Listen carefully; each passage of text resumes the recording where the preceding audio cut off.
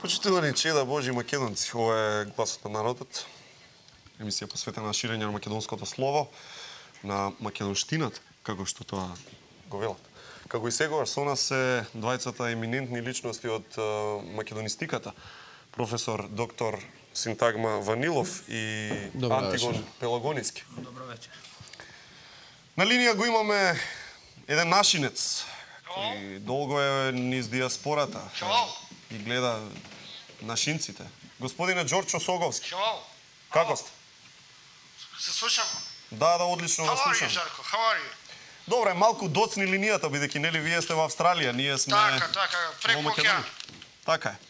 Како е таму, кажете ни? Како е во Австралија? Не е лошо, Жарко. Добро е, уште кога бев јанг, моите мам и дед морале ради комунисти да бегаат вамо. Така. Сигурно тие не си заминале од оваа грудка земја по своја волја.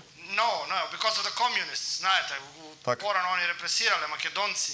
Така. И они ми рекле дека ја еден ден ќе мора да return to Macedonia. Така. Yes, the Rosetta Stone states that very clearly. Yes, it does.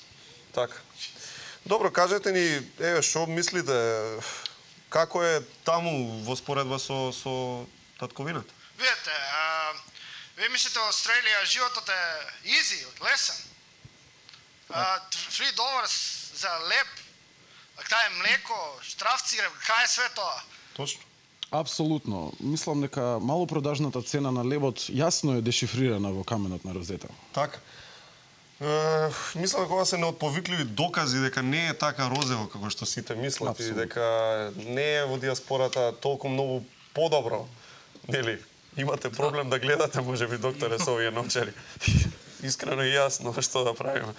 Така, драги гледачи, да продолжиме ние. Сега вие останете со нас, бидејќи по рекламите ќе бидат објавени најблиските амбасади каде можете да си обавите граѓанската должност на престојните избори. Тоа мислам дека е задолжително. Апсолутно, да. И тоа граѓанско право е јасно дешифрирано во каменот на Розета, нели? Секако.